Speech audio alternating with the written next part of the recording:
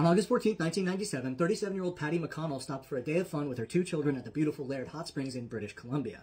Now, at these hot springs, connecting the different areas are these long boardwalks, and as Patty and her son, 13-year-old Kelly, walked along one of these, Patty heard some rustling in the brush, and when she looked over, she was staring into the eyes of a 220-pound male black bear. And she kind of whispers back at her son, she goes, "Kelly, bear." And her son thinks that she's joking, so he goes, "Oh, come on, Mom." And she goes, "No, Kelly." And finally, he sees the bear, and he thinks, okay, if we just stand still, it'll leave us alone. So he tells his mom, "Mom, don't move." And she freezes. But the bear has no intention of leaving them alone. It comes charging at Patty, and it starts to make its way up over this wood hand railing when finally Kelly yells at his mom, and he says, "Mom, run!" And she goes sprinting down the boardwalk away from this bear, but she doesn't have far to go. She runs up onto this viewing platform, and it's a dead end. There's this wooden railing all the way around it, and she doesn't have any time to get over or through that before the bear is on top of her, and it pins her to the ground, and it begins to bite at her face, her shoulders, her neck, and it's clawing at her chest. And meanwhile, her son Kelly is watching all this, and he doesn't think about his own safety whatsoever. He just wants to save his mama. So he goes running down the boardwalk after this bear and his mom, and he jumps on the bear, and he starts beating the bear. But this is not deterring the bear whatsoever, so he gets off the bear, and he runs around in front of it, and he kicks it as hard as he can in the face, all while screaming, "Get off my mom!" But this also doesn't work. So finally, he finds the biggest stick that he can, and he hits the bear as hard as he can right in the nose. And finally, this works. The bear gets off of his mom and then tackles Kelly. And it's straddling Kelly, and it's taking big bites out of his arms and his shoulders and literally consuming those right in front of this boy while it claws him up. Meanwhile, down at the hot springs, there's a 57-year-old guy named Ray Kitchen who's there with his daughter. And he is hearing all these screaming, and he knows that somebody is in a fight for their life. He might not know exactly what's going on, but again, without regard for his own safety, he goes running up the boardwalk to go help however he can.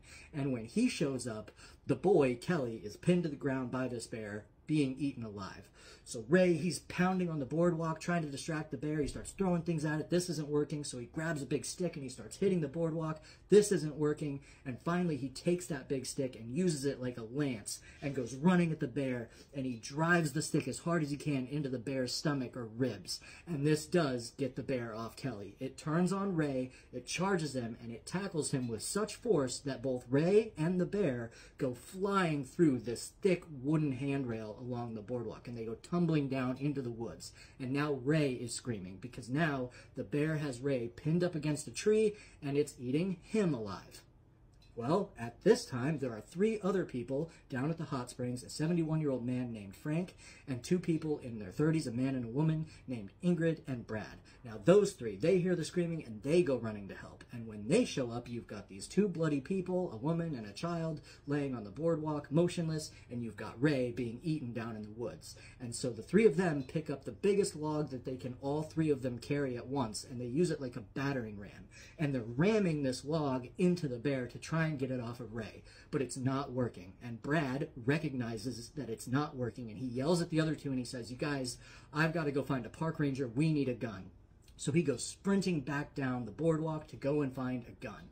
Well, as soon as he leaves, the bear grabs Ray by the throat. It lifts him up in the air, shakes him, and throws him. And when it throws him, it ripped out his windpipe, and it almost completely decapitated him. So it killed him almost instantly at that point. So now the other 2 people, Frank and Ingrid, they know that they can no longer help Ray. So even though the bear is still right there, they go and they help Kelly and Patty, and they're trying to get them medical aid. They're using their clothes to try and stop the bleeding and save their lives and do CPR. Well, the bear is distracted by Ray's body for a little bit, but eventually it turns back on the group of people that are trying to help Kelly and Patty. And it reaches its arms through the boardwalk trying to get to Patty, the mom, while they're trying to give her CPR. And Ingrid, the woman who's trying to give her CPR, starts kicking at the bear's paw, screaming at it, and somehow she makes the bear go away. The bear goes running down the boardwalk, but the bear isn't done yet. Yet another person, a 20-year-old college student named Ari, he was coming to try and help as well, and he ends up running face to face with this bear on the boardwalk. And the bear just tackles him, it forces him up against a tree, and again, it starts literally eating him alive, pinned up against this tree.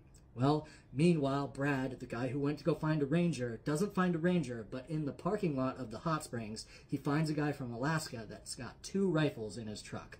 So they get those rifles along with another Canadian guy named Dwayne, and they go running down the boardwalk to find this bear eating Ari. And when they do, they fire 3 shots into the bear, killing it.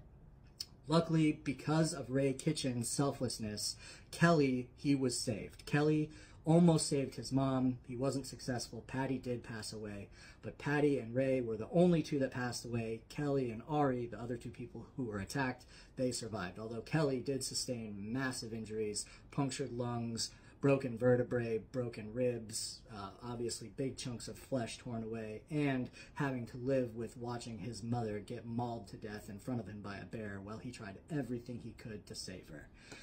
His mom's last words to him were to tell him that she loved him very much and to take care of his sisters and find his little sister a good place to live.